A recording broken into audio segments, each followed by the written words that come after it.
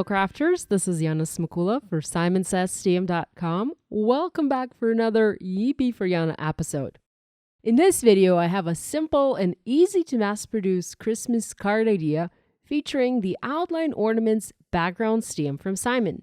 I'm sorry my voice doesn't sound like it usually does. I have a bit of a cold, but hopefully I'm on my way to recovery. I'll show you several simple tricks you can use to add color and interest to this background without really coloring it in a traditional sense of way. I love to create with stamps like this. First of all, stamps like this background allow you to easily make a stunning background for a card. The background itself is self-sufficient and you don't need to add much to it to make a beautiful project. And lastly, even though this is an outline image, it doesn't mean you have to color it from scratch or color it at all. I love to use colored cardstock when working with stamps like this. The colored cardstock provides a beautiful base color for my project, and from there, if I want, I can add an additional color, some shading, or some special effects.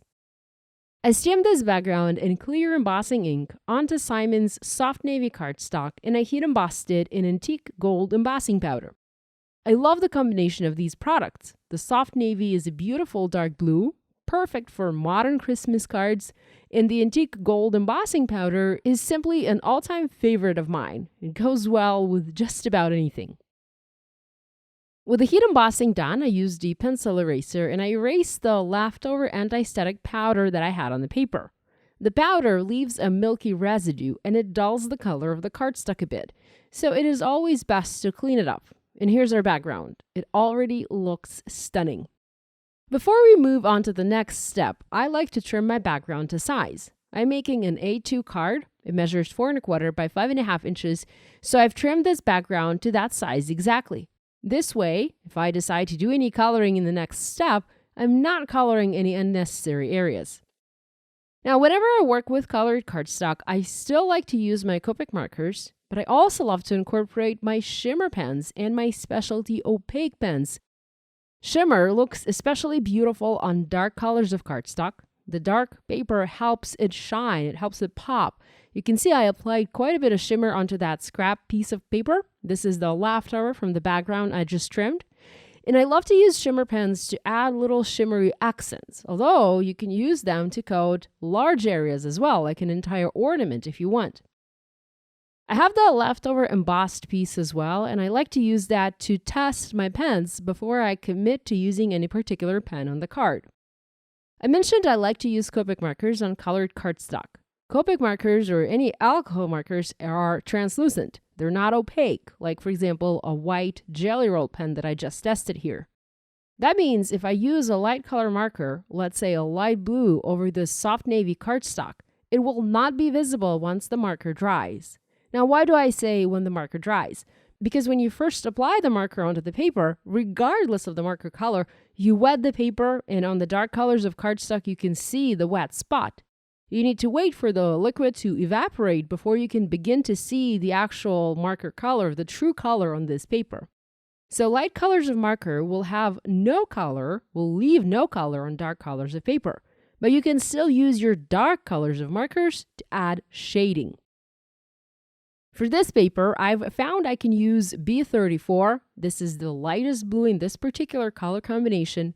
B97, it is a medium blue in this color combination, and B99, this is the darkest blue.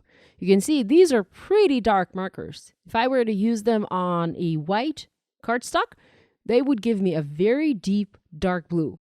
I can use a combination of these 3 markers to add shading to my ornaments. It's very easy to do, and it creates a beautiful effect.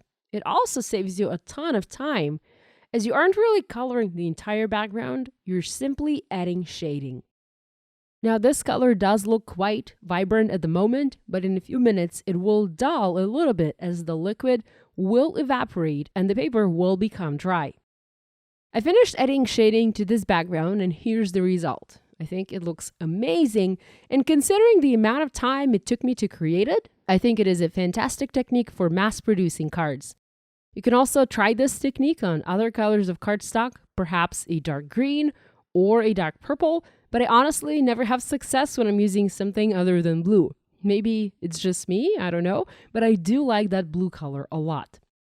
There are a few what I call background spots in between the ornaments, and I want to differentiate those from the ornaments, so I'm coloring them much darker using a C10 marker, a very dark gray.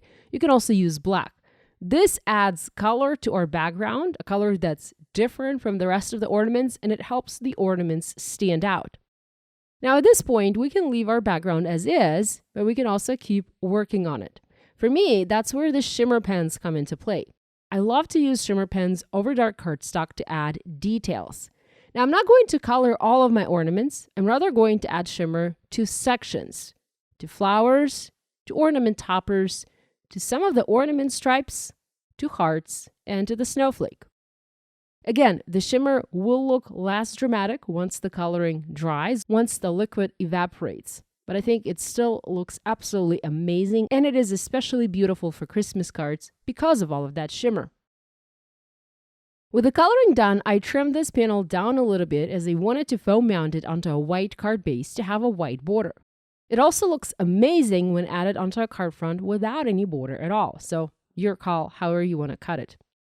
With backgrounds like this, I prefer to stay away from large bulky sentiments, and I often go for a skinny strip sentiment instead. It can be a stamped or a foiled sentiment, or even one of those pre-printed sentiment strips from Simon.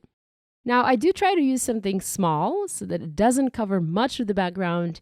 I added several scrap panels of cardstock to the back of my main panel. This helps me to flatten the panel. I did heat emboss it, so it warped just a little bit. And also this helps to pop the panel up on the card. I love to add dimension to my projects, and this is one of the ways I do that. I also use the skinny foam adhesive strip to foam mount the sentiment on the card. Now at this point, once again, you can call it done, or if you're feeling festive, you can add some small embellishments to finish the card up. I opted to add some white gems from Spellbinders, scattering them around the sentiment. I hope you'll give this idea a try. If you make a card inspired by this video, we'd love it if you shared your project online and tagged us on social media. We always enjoy seeing what you guys are making. Thanks so much for joining me today. Love you guys, and I'll see you next time.